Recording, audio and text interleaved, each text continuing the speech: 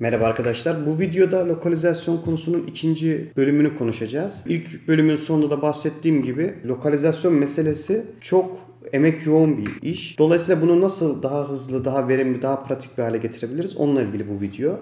Bunun içinde i18n Oli adında bir eklenti var. Visual Studio eklentisi ve çok da popüler. Bunu kullanacağız. Eklentiyi Extensions'tan i18n Oli yazıp yükleyebilirsiniz. Bunu yaptıktan sonra zaten basit bir iki ayarımız var. Bu arada bu eklenti Nux'ta özel bir eklenti değil. Zaten ekosistemde gördüğüm kadarıyla inanılmaz yaygın kullanılan bir eklenti. Visual Studio Code'un ayarlarına gidiyoruz. Sonra Workspace ayarlarına gidiyoruz. Çünkü bu Workspace için ben ayar yapmak istiyorum. Settings'e gittiğimizde zaten şu otomatik olarak buraya geliyor. Bu şu demek. Şeyler nerede bilgisini eklentiye söylememiz lazım. Lokalizasyonla ilgili dosyalar. Geliyorum şuraya.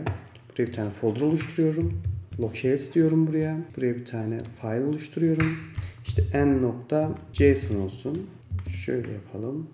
Şöyle dursun. Aynısının tr'si lazım bir de. Bu ikisini buraya yazdıktan sonra şunu demem gerekiyor i18n'e. Neydi? Enable parsers diyorum. Bir sürü parser'ı destekliyor. Yani tamam locales'in içindeki dosyalar ama bu JSON mı, YAML mı, XML mi? Bunların hepsi XML var mı burada bu arada? XML direkt yokmuş. İşte zaten YAML çok popüler bu işlerde. JSON çok popüler. Biz JSON koyduğumuz için JSON diyeceğiz. Sonrasında başka ne dememiz lazım? Aslında başka bir şey dememiz gerekmiyor hatırladığım kadarıyla. Bunu buraya koyduk. Şimdi şu Nuxt config'e gidiyorum. Şununla bir işim yok aslında artık. Şöyle yapayım. Şunları madem çevirmiştik. Şöyle kopyaladım bunları İngilizce. Şuraya koyayım. Şunu silelim. Şuna gideyim. Şunu kopyaladım. Geldim. TR'nin içine koydum. Tamam mı? Artık bununla bir işim var mı? Yok sanırım. Şunu silelim. Bununla bir işimiz yok. Videonun en başında söylemiştim. Konu biraz dallı budaklı olduğu için bir sürü konfigürasyon bulunuyor. Şunu da kapatalım şimdilik. Bu böyle dursun.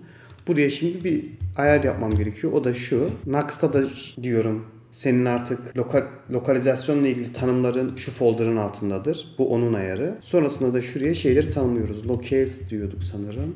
Array'di galiba ya. Şöyle olması lazım. Yani şundan emin değilim. Şöyle dursun şimdilik. Hata olursa bakarız. Şunu şöyle kaydedelim.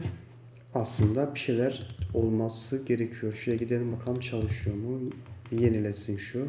Belli ki yoluna gitmeyen bir şeyler var. Bir şeyler patlamış. Hatırladım. Demem gerekiyor. Şöyle. File'ın adını vermem lazım. n.json. Buna da aslında tr.json diyeceğim. Sanırım bu kadardı. Şuna bakalım. Şunu durduralım. Ne olur ne olmaz. Yeniden başlatalım. Başlasın bakalım. Hatasız başlıyor mu? Bir şeyler başladı. Page not found diyor user. Şunda bir işim yok artık. Şunu bir yazayım şuraya.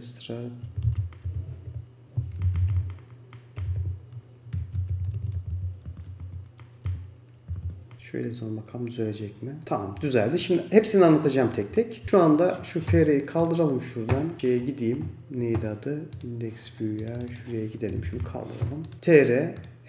gördüğünüz gibi TR'ye tıklıyorum. Zaten kalıcı olarak bu bilgiyi saklıyor. Göstereceğim hepsini. Saat gibi çalışıyor sistem. Fakat şu andaki konfigürasyonumuzda şöyle bir güzellik var. Bakın eklentinin adını unuttum. i18 Oli bizim için şunu yapıyor. Run kod yazarken ilgili translate edilmiş string'i görebiliyorum. Bu muhteşem. Alttan da şuradan benim için desteklenen dilleri listeliyor. TR'ye tıklarsam da TR halini, tıkladığımda da key halini görebiliyorum. Sadece bu kadarı bile lokalizasyonla uğraşanlar bunu çok iyi bilecektir. Muhteşem bir katma değer sağlıyor. Verimlilik sağlıyor. 10 numara 5 yıldız. Şimdi ne yaptık? 2 dakika ondan bahsedelim. Şimdi şeyi karıştırmayalım. Burada iki farklı konfigürasyon var. Biri Nux'tın konfigürasyonu, diğeri eklentinin konfigürasyonu. Buradaki konfigürasyon Nux'la ilgili. Şunun ne olduğunu söyleyeceğim birazdan. Senin language ile ilgili directory'in locales dedik. Yani şurayı söyledik ona sadece. İngilizce için en.json'ı kullan. Şuna gerek yok. Şunları silelim. Türkçe için de tr.json dosyasını kullanabilirsin dedik buna. Bu kadar. Nux'ın tüm ayarı bu kadar. Settings.json'da ise i18 Oli'ye dedik ki locales folder'ından bakabilirsin. Locale ile ilgili şeylere, dosyalara. Ve senin parser'ın da JSON'dır. Yani bu dosyalar JSON. Eğer bunlar TypeScript olsaydı mesela şuraya TS yazacaktık. Ona göre şey yapacaktı. O parser'ı çalıştıracaktı. Bu arada birden fazla tabii ki parser ve path verebiliyoruz. Dolayısıyla 10 numara 5 yıldız. Bunları yaptıktan sonra bizim elimizde şu anda ne olmuş oldu? Oli eklentisiyle beraber hızlı bir şekilde runtime'da şeyleri görebiliyorum. Lokalizasyonla ilgili çevirileri ve istediğimde de tıklayıp ilgili key'leri görebiliyorum. Buraya kadar muhteşem. Fakat fazlası var bu eklentinin. O da şu. Diyelim ki şu statik bir string. Yani hard coded string. Buna geliyorum mesela, seçtim bunu. Şuna tıklıyorum. Extract text into işte i18'en messages dediğimde add user değil, adı şey olsun. Neydi? User.add user. Enter diyorum. Hangi notasyonda kullanmak istiyorum? Şu notasyonda. Enter'a basıyorum. Ekledi benim yerime. Nereye ekledi? User, add user şeklinde ekledi. Önemli değil. Bu notasyonların detaylarına bakarsınız. Dediğim gibi nested bir şekilde namespace kafasıyla biz şeyler ekliyoruz ki sonradan bunları düzenlemesi, güncellemesi şey olsun, kolay olsun ve bir bakışta ben user sayfası ile ilgili şeyleri çok rahat görebileyim diye. Diyelim ki add user, tamam. Şunu şöyle kopyaladım. Şuraya da koyalım. Add user, şuraya da şey diyeceğim aslında. Kullanıcı ekle. Kaydettim. Kullanıcı ekle. EN'ye tıklıyorum. Add user. 10 numara 5 yıldız. Şunu da yapabiliyor bizim için. Buna ne diyor buna? Şu şeyi bir yenileyelim. Her zamanki bir şeyin aklı gitti muhtemelen. Ya burada sıkıntı şey oldu. Ben onu anlıyorum. Ben orada yanlış bir şey mi yaptım acaba? Şurası şöyle olsa olacak.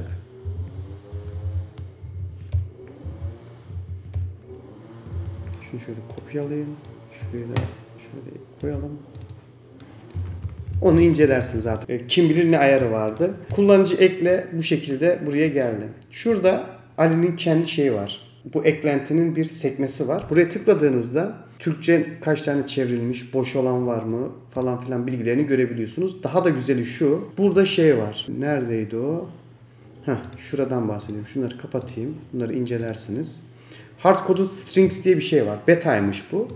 Fakat bu çok güzel çalışıyor. Şöyle ki şu anda şu sayfadaki hard coded stringleri bakın bulmuş. Tamam mı? Tıklıyorsunuz üstüne. Otomatik oraya gidiyor. Hiçbir şey yapmanıza gerek yok. Şuna tıklıyorsunuz. Extract diyorsunuz. İşte neydi bu mesela? User table nokta name. Enter'a basıyorum. Şuna basıyorum. Title'a geliyorum. Şöyle söyleyeyim. Şu anda ilk defa lokalizasyonla ilgili bir şey görüyorsanız bu iş size çok şey geliyor olabilir. Şu anda anlattıklarım nasıl söyleyeyim? Basit geliyor olabilir ama normalde elinizin altında hiç tooling olmadığında bu inanılmaz zor. Şuradaki title'ı bulmanız bile bir süre sonra inanılmaz işkence haline geliyor. Dolayısıyla şurada şunları listeliyor olması bile muhteşem bir nimet. Onu da yeri gelmişken söyleyeyim. Tekrar extract diyeyim. User.table.title diyelim. Enter'a basalım. Şimdi şeye gidiyorum tekrar. Şuna tekrar gittim. Progress'e gidiyorum. Şimdi bakın. Şunu yukarı çekelim biraz.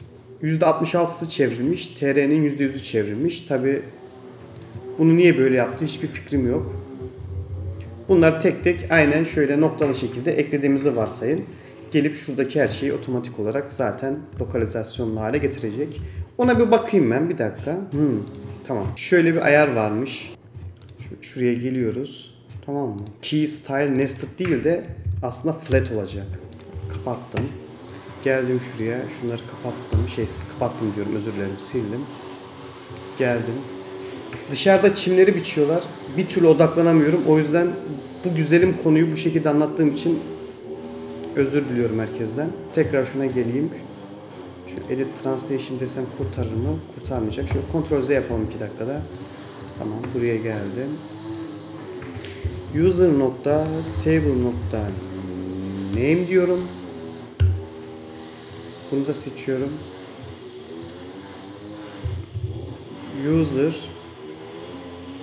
table nokta title diyorum. Şimdi artık hızlıca yapabiliriz. Şöyle klavyeden kısa yol yapayım. Email user nokta table nokta email diyorum. User nokta table nokta fokus gitti. Rol diyorum.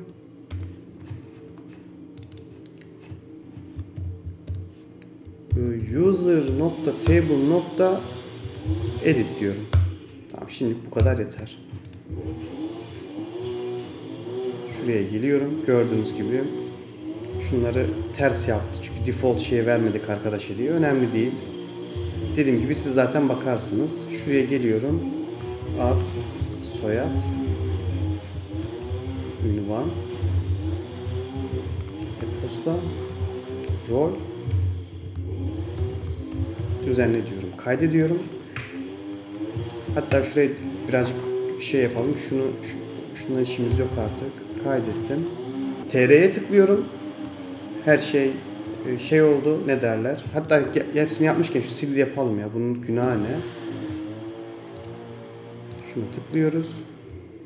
User.table.remove diyelim buna da. Gelelim şuraya. Şunu kopyalayayım. Şurada sil olsun. Tamam.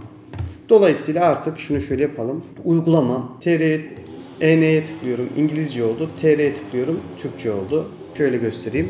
Yenilediğim zaman da hatırlıyor bir önceki şeyi. Set ettiğim lokalizasyonu. Inspect'e tıkladım. Nasıl yaptığını göstereceğim şimdi size bunu. Application'a tıklıyorum.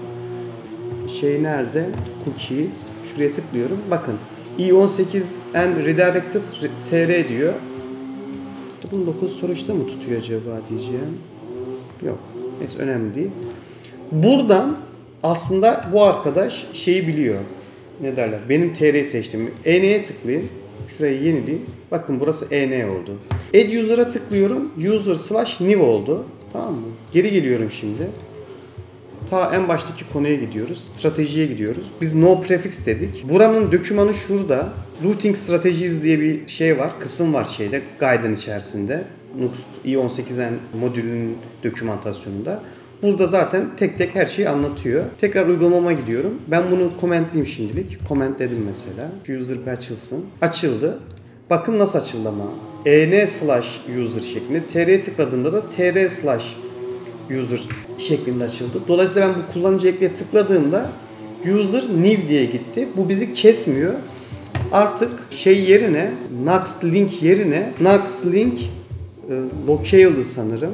Kaydediyorum. Geri geliyorum user'a. Burayı yeniledim. Kullanıcı ekleye tıklıyorum. Artık next link locale benim yerime şu tr prefix'in otomatik olarak URL'leri ekliyor. Eğer bu şekilde bir kullanım yapacaksak. Hatta bunun şeyini de göstereyim size. Dokümandaki yerini de. Options'da değil. API Components. Evet şu. Buna biz ekstradan hardcoded locale eşittir deyip spesifik olarak bir dilde verebiliyoruz. Uygulamama tekrar geri döneyim. Gidip buralarda komple şey yapabilirim. Mesela user new ya. Bunu da şöyle o diyelim. Şuraya gideyim. Diyelim ki user information seçtim. Bunu da şöyle yapmam lazım normalde.